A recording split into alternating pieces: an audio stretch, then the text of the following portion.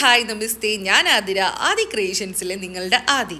So ഇന്ന് നമ്മളൊരു special മീൻ കറിയുടെ റെസിപ്പി ആയിട്ടാണ് വന്നിരിക്കുന്നത്. വീഡിയോ നോക്കാം.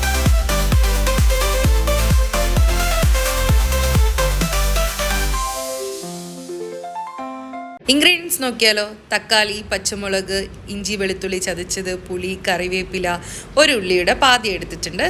2 തക്കാളിയാണ് കേട്ടോ എടുത്തിട്ടുണ്ടായിരുന്നത്. 4 പച്ചമുളക് എടുത്തിട്ടുണ്ട്. ഒരു ചെറുനാരങ്ങ അളവിന് പുളി എടുത്തിട്ടുണ്ട്.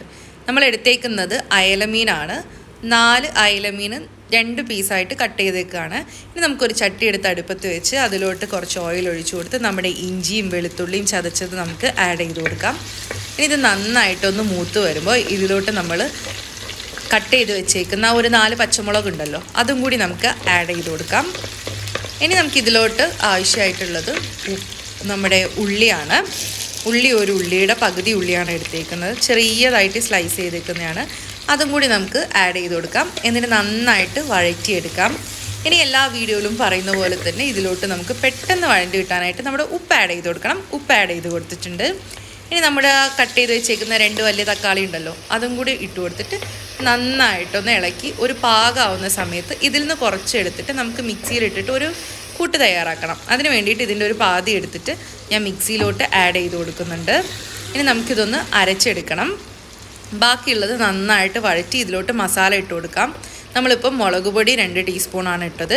കാശ്മീരി ചില്ലി പൗഡർ 1/2 ടീസ്പൂൺ ഇട്ടിട്ടുണ്ട്. അതുപോലെ തന്നെ നമ്മുടെ മല്ലിപ്പൊടി 2 ടീസ്പൂൺ ഇട്ട് കൊടുക്കുന്നുണ്ട്. മഞ്ഞൾപ്പൊടി 1/2 ടീസ്പൂൺ ഇട്ട് കൊടുക്കുന്നുണ്ട്. ഇനി നമുക്കിത് നന്നായിട്ട് മിക്സ് ചെയ്ത് യോജിപ്പിക്കാം. ഇനി നമ്മൾ നേരത്തെ എടുത്ത് വെച്ചേക്കുന്ന ആ ഒരു പുളി ഉണ്ടല്ലോ, അതിന് നന്നായിട്ട് വെള്ളത്തിലിട്ട് കരച്ച് നമുക്കിതിന് ഊറ്റി ഇതിലോട്ട് ഒഴിച്ചു കൊടുക്കാം. ഞാൻ എളുപ്പത്തിന് വേണ്ടിയിട്ടാണ് കേട്ടോ ഇങ്ങനെ ഊറ്റിയെടുക്കുന്നത്. ഇനി നമുക്കിത് ഒഴിച്ചു കൊടുത്തതിന് ശേഷം നന്നായിട്ട് ഇളക്കി കറിവേപ്പില ആഡ് ചെയ്ത് കൊടുക്കുന്നുണ്ട്.